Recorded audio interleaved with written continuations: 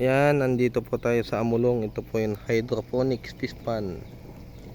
Yan, na kung saan hindi na po nagpahugay. Hydroponics po siya. Yan, ito po yung mga setup po. Yan, concrete po siya. Complete setup ng hydroponics.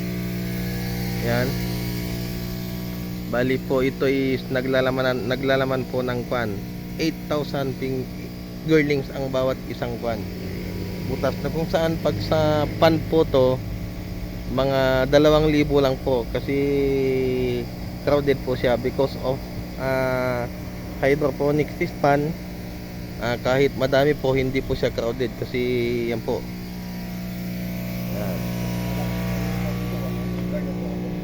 Ito po, yan ang ating hydroponic fish pan.